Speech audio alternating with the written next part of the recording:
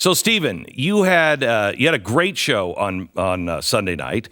Very, very funny. You brought the whole team in, and you had guests, and you, some would say, were mocking the Oscars, which deserves to be mocked. And halfway through, was it even halfway through?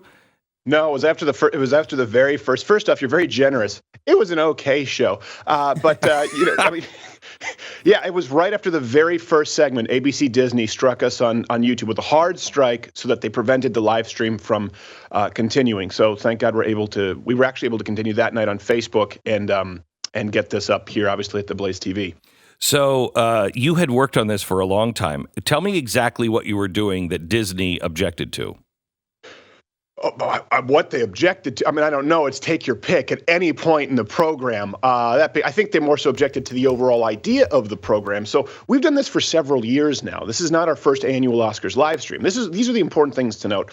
We did this last year, no problems. We did a 16-hour CNN marathon live stream, no problems. I actually did that because it was a follow-up to the previous Christmas telethon where I'd been waterboarded. And I said, well, what's worse than being waterboarded? Let's watch the entire CNN clock. And frankly, this isn't a joke. I would rather be waterboarded. Yes. We had people quit after the 16-hour. It was, you hear about bands breaking up. Yeah. It was a 16-hour CNN live stream. I had people in the back room just toss up their hands and walk. They said, I can't do this. So this was not the first time we'd done this kind of stream. Right.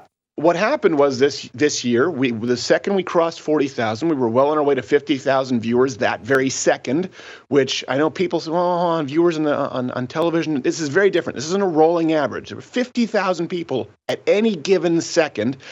We were shut off for copyright infringement, which of course it's not. We actually are adding up the numbers right now. I think there were 20-something sketches. There were 5 guests, and I think it's about 98% of the Oscars live stream didn't actually include the Oscars. It was in a little tiny box with us watching it, mocking it, laughing hysterically.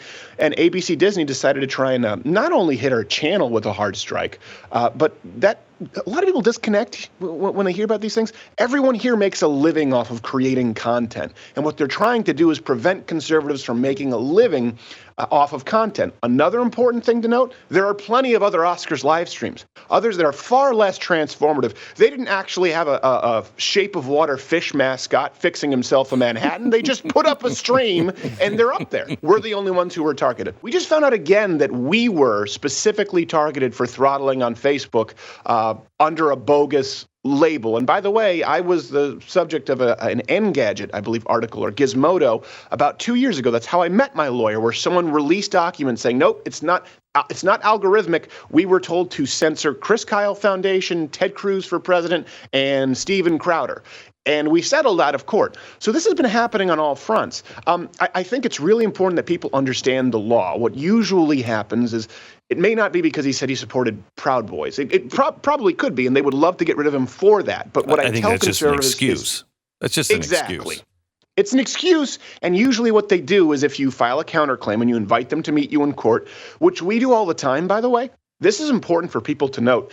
Just inviting them to meet you in court often gets them to back off because they don't want the PR. There are two things. There's the courts, and then there's the court of public opinion. And right now, major media outlets are using. My guess is with Tommy Robinson, without knowing all of the facts, they probably found some kind of a legal loophole where either it was copyright or something that they could actually legally claim was a violation. That's what they look for. Don't give them an excuse. That being said, they'll find an excuse anyway. So what I do think is important is for conservatives to try and really create original content when they go out there. Try to move away from the herd, and they tend to be, and I don't mean move away from the herd in the sense that we want them picked off one by one, but move away from just the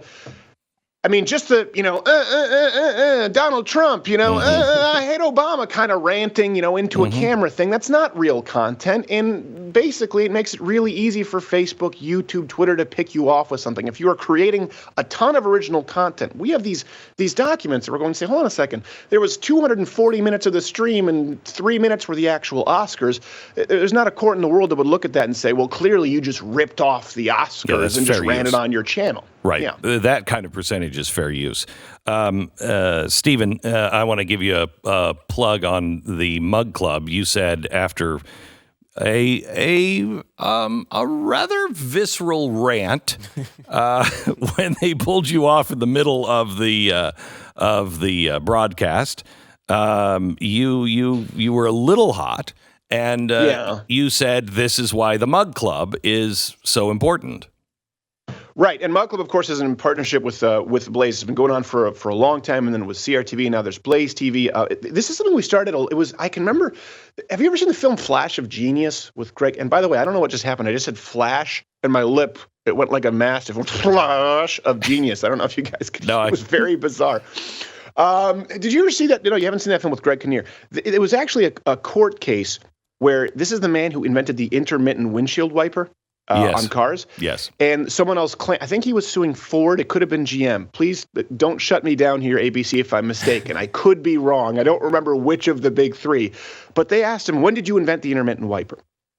And the other person didn't really have an answer. They said, well, I just thought it would be a good idea. And Greg Kinnear, the man who actually invented it, said, well, I remembered thinking with an eyelid that it closes when you need intermittently, whereas a wiper would smear everything. It was just basically it went at one speed. And he said, I thought, why can't a wiper work like an eyelid? And that's what's called the flash of genius moment. And they use that in court. Basically, any invention you can trace back to a moment. And if they don't have a good enough story, they're often not believed. With Mug Club, I can tell you exactly where I was sitting. I was sitting at one of my favorite breweries in Michigan. And we were being attacked at that point from all these false copyrights on YouTube because we were pretty early, pretty ahead of the curve there.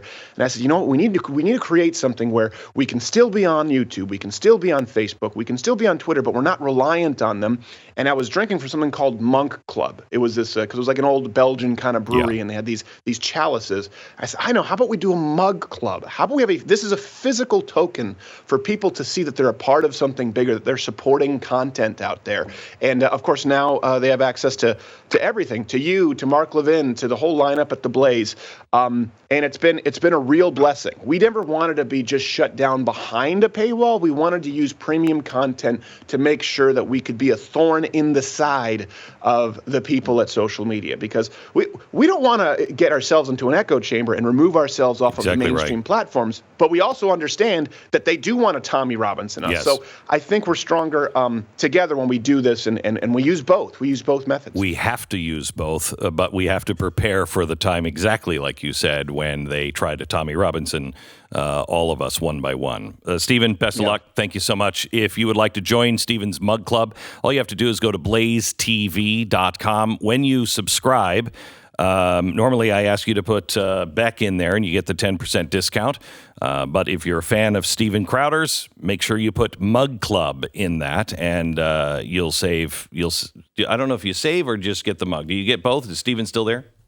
Yeah, I mean, I'm here. Yeah, it's or there's also they can go through louderwithcrowder.com/Mug Club. It takes people to the same place. It's a $30 discount if you're students, veteran, or active military. So you enter in the code student, veteran, military. And I know a lot of people out there, they say, well, what if I'm homeschooled? Listen, we're pretty lenient. If you have a yellow belt in karate, you're a student. We want as many people to join up as possible.